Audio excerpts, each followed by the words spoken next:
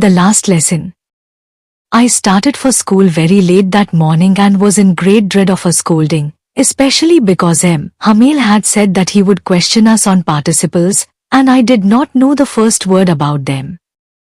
For a moment I thought of running away and spending the day out of doors. It was so warm, so bright. The birds were chirping at the edge of the woods, and in the open field back of the sawmill the Prussian soldiers were drilling.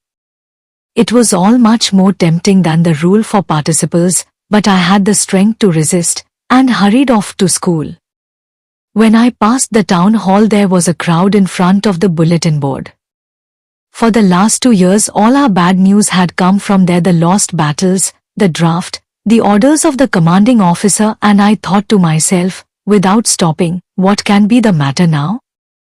Then, as I hurried by as fast as I could go, the blacksmith, watcher, who was there, with his apprentice, reading the bulletin, called after me, "Don't go so fast, bub, you'll get to your school in plenty of time." I thought he was making fun of me, and reached Hamil's little garden all out of breath. Usually, when school began, there was a great bustle, which could be heard out in the street, the opening and closing of desks, lessons repeated in unison, very loud, with our hands over our ears to understand better, and the teacher's great ruler rapping on the table. But now it was all so still. I had counted on the commotion to get to my desk without being seen, but, of course, that day everything had to be as quiet as Sunday morning. Through the window I saw my classmates, already in their places, and Hamil walking up and down with his terrible iron ruler under his arm. I had to open the door and go in before everybody. You can imagine how I blushed and how frightened I was. But nothing happened. Hamil saw me and said very kindly, "Go to your place quickly, little Franz. We were beginning without you." I jumped over the bench and sat down at my desk. Not till then, when I had got a little over my fright, did I see that our teacher had on his beautiful green coat, his frilled shirt, and the little black silk cap, all embroidered, that he never wore except on inspection and prize days. Besides, the whole school seemed so strange and solemn. But the thing that surprised me most was to see, on the back benches that were always empty, the village people sitting quietly like ourselves, old Hauser, with his three-cornered hat, the former mayor, the former postmaster, and several others besides. Everybody looked sad, and Hauser had brought an old primer, thumbed at the edges, and he held it open on his knees with his great spectacles lying across the pages. While I was wondering about it all, Hamil mounted his chair, and, in the same grave and gentle tone which he had used to me, said, "My children, this is the last lesson I shall give you. The order has come from Berlin to teach only German in the schools of Alsace and Lorraine. The new master comes tomorrow. This is your last French lesson. I want you to be very attentive." What a thunderclap these words were to me. Oh, the wretches, that was what they had put up at the town hall. My last French lesson. Why, I hardly knew how to write. I should never learn any more. I must stop there, then. Oh, how sorry I was for not learning my lessons, for seeking birds' eggs, or going sliding on the Saar. My books, that had seemed such a nuisance a while ago, so heavy to carry, my grammar, and my history of the saints, were old friends now that I couldn't give up. And Hamil, too, the idea that he was going away, that I should never see him again, made me forget all about his ruler and how cranky he was. Poor man!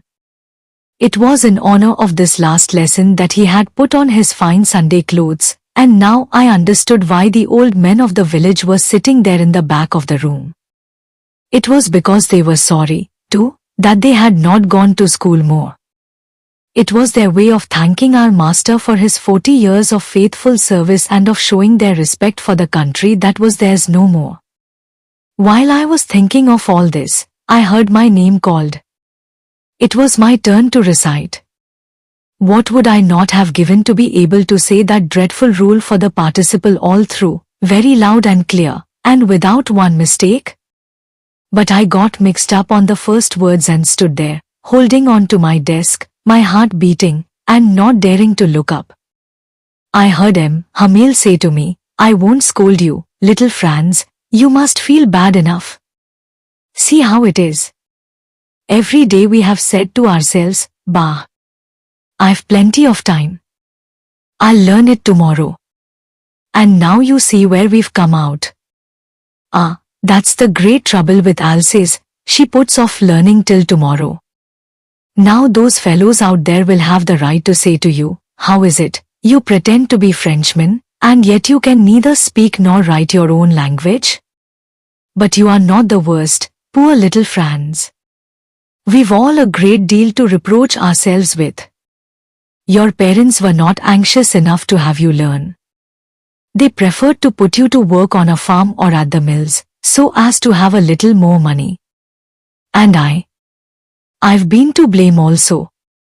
Have I not often sent you to water my flowers instead of learning your lessons? And when I wanted to go fishing, did I not just give you a holiday?